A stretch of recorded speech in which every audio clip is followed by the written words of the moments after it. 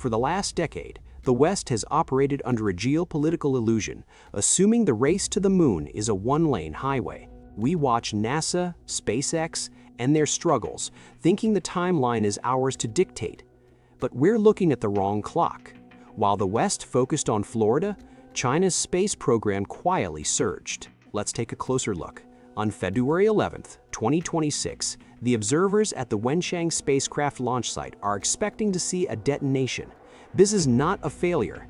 It is a test of survival. China is preparing to execute a Max-Q abort test. When a rocket accelerates through the sky, it fights the air. There is a specific moment, roughly 1 minute into the flight, where the pressure of the atmosphere pushing down and the thrust of the engines pushing up collide in a crescendo of stress. This is Max-Q. It is the moment the rocket wants to snap in half. It is the moment the structural loads peak. It is the most dangerous second of the ascent. Most space programs test their escape systems on the ground. It is safer. It is easier. But China isn't looking for easy. They are putting a boilerplate version of their new heavy-lift rocket on the pad, and they are going to trigger a catastrophe on purpose. They are going to simulate a dying rocket in the middle of a hurricane. The goal is to prove that their escape tower can rip the capsule away from the exploding booster while it is traveling at supersonic speeds. This is the in-flight escape test. It is one of the toughest, most violent engineering challenges for any human-rated system. If the math is wrong, the capsule is crushed by the aerodynamic wall. If the timing is off by a millisecond, the crew is lost. But it's the machine itself that destroys the old model. For years, we dismissed Chinese spacecraft as clones of Soviet hardware. We called them copies of the Soyuz. That assumption is now dead. The vehicle sitting on the pad is called Mengzhou. This is not a copy. It is a beast. Fully fueled, it stands nearly 9 meters tall and weighs 21.6 metric tons.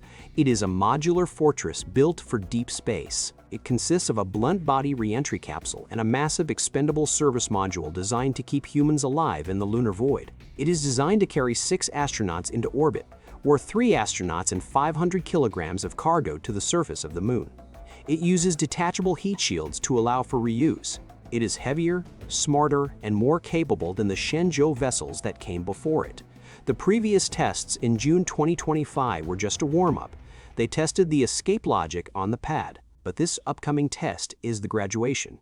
If Mengzhou survives the Max-Q abort, the path is clear.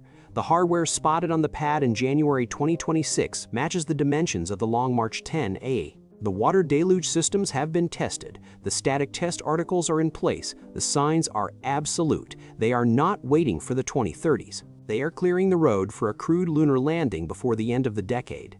But the abort test is just the noise. The real revolution, the thing that threatens to end the era of traditional recovery, is happening at sea. While the US relies on splashdowns or vertical landings on drone ships, China has built something else. Something strange. They have constructed a marine platform called the Navigator. It is 144 meters long and displaces 25,000 tons. It looks like a ship, but it functions like a glove. The plan is not to land the rocket on the deck. The plan is to catch it. The Long March 10 family is designed with a grid-fin steering system just like the Falcon 9, but instead of heavy landing legs that eat up valuable weight, the Chinese rockets have hooks. As the booster screams back down from the edge of space, it targets the Navigator. It doesn't touch the floor. It flies into a web of cables and nets suspended above the deck. It is an arresting wire system similar to an aircraft carrier, but turned vertical. The rocket falls. The hooks engage.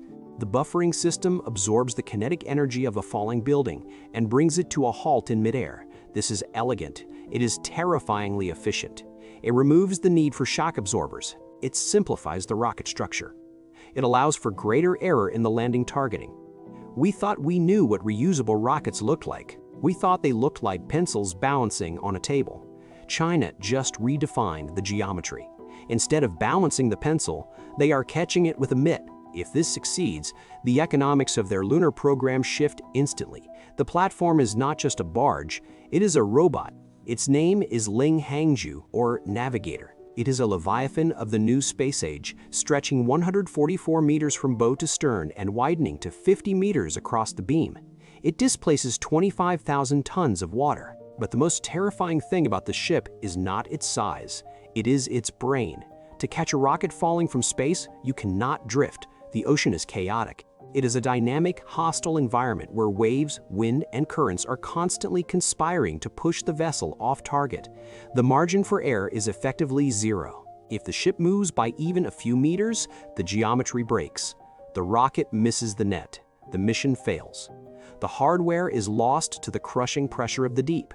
So, the Navigator does not anchor. It fights. It is equipped with a DP2 dynamic positioning system. This is not standard marine navigation. This is the same military-grade technology used by deep-sea drilling rigs to stay locked over a volatile wellhead in the middle of a storm. The ship is covered in sensors, wind gauges, gyro compasses, and motion reference units that feel every heave and roll of the sea. They feed a torrent of data into a central computer that builds a real-time 3D model of the chaos outside. The computer then commands a set of azimuth thrusters beneath the hull. These are not normal propellers, they are vectoring engines. They can rotate 360 degrees. They apply thrust in any direction instantly. The ship is constantly making thousands of micro adjustments every minute, fighting the physics of the ocean to stay locked in a single geographic coordinate. A standard DP1 system can do this, but it is fragile. If a single sensor fails, the ship drifts. The Navigator uses DP2. That means redundancy. That means survival. If a thruster dies, another takes over. If a computer glitches, a backup is already running. It creates a level of reliability that allows operations to continue even when systems fail. This precision is absolute, and it is necessary because of the net. The rest of the world has standardized on VTOL vertical takeoff, vertical landing. We're used to seeing rockets deploy landing legs, hover, and gently touch down on concrete. It works, but it is heavy. Landing legs are dead weight during the ascent. They require hydraulic systems. They require shock absorbers. They require complex folding mechanisms. Every kilogram of landing gear is a kilogram of cargo you cannot take to the moon. China looked at the landing leg and deleted it. Their new system is also VTOL, but the landing gear is gone. Instead, the rocket is caught in midair. As the Long March 10 booster descends, it deploys hooks. On the deck of the Navigator, a massive system of cables is suspended at a specific height. It works like the arresting wire on an aircraft carrier. The rocket falls into the trap. The hooks snag the cables. The platform's buffering system takes the hit, absorbing the kinetic energy of the 20-ton booster and bringing it to a halt. This is surprisingly elegant. It shifts the complexity from the rocket to the ship. You don't need heady legs on the booster if the ground is designed to catch you. It simplifies the rocket structure. But the real advantage is forgiveness. Landing a rocket on legs requires pinpoint precision. You have to hit the X perfectly. If you are tilted, you tip over. If you are drifting, you snap a leg. The net system is different. It tolerates deviation. You don't have to hit a bullseye. You just have to hit the net. The size and layout of the catcher web can be adjusted to catch a booster that is coming in slightly off-center. This lowers the demands on the rocket engines. It improves reliability. It turns a sniper shot into a shotgun blast. And it is scalable. Landing legs have to be custom designed for every rocket. A leg for a small rocket snaps under a big one, but a net is just geometry. You can parameterize it. You can adapt the tension and size to catch different boosters from the entire Long March family without rebuilding the ship. This platform marks the transition from experiment to infrastructure. It is not a test bed anymore. It is a factory floor. And the factory is speeding up. While the Navigator prepares for the sea, the launch pads on land are accelerating. In 2025, China set a national record with 92 orbital launches. That is nearly 2 launches every single week. But the internal indicators suggest 2026 will shatter that number. They are building mega constellations. The state-backed Guowang network is flooding low Earth orbit with communication satellites. The commercial G60 Starlink, Qianfan, is ramping up deployment. They are flying classified Yagan spy satellites and experimental Xi'an spacecraft. The launch cadence is shifting gears. They are expanding capacity at Zhoushan and Wenchong. They are opening dedicated commercial launch zones. They are launching from the sea near Haiyang. This is not a space program that is waiting for the 2030s. The Long March 10A is preparing for its first flight later this year. The Long March 10B, a reusable cargo variant, is prepping for an early test flight. The machine is awake, and it is hungry. The infrastructure is terrifying, but the targets are worse. While the West debates budgets and timelines, China is not just building rockets, they are picking out real estate. Later in 2026, a Long March 5 will roar off the pad at Wenshan. It carries a machine called Chang'e 7. This is not a simple lander. It is a robotic invasion force. It carries a rover. It carries a stationary lander. And it carries a hopping probe, a machine designed to physically jump across the lunar surface into places wheels cannot go. The target is not random. It is Shackleton Crater. This is the most valuable piece of geography in the solar system. It sits at the lunar south pole. The crater rim is bathed in near-constant sunlight, perfect for solar power. The crater floor is locked in eternal darkness, perfect for trapping water ice. It is the oasis. It is the gas station. It is the only place where a permanent human civilization can survive. China is sending a scout to claim the high ground before a human boot ever touches the dust. Supported by the Queqiao-2 relay satellite that is already in orbit, this mission is the final technical rehearsal for the manned landing. But they aren't stopping at the moon. In July, another spacecraft, Tianwen-2, will begin a chase. It is hunting a near-Earth asteroid named 469219 Kamoaliwa. This is a rock that dances with Earth, a quasi-satellite that has shadowed our planet for centuries. The probe will rendezvous with the target, study it for 7 months, and then do something violent. It will grab a piece of the rock and bring it home.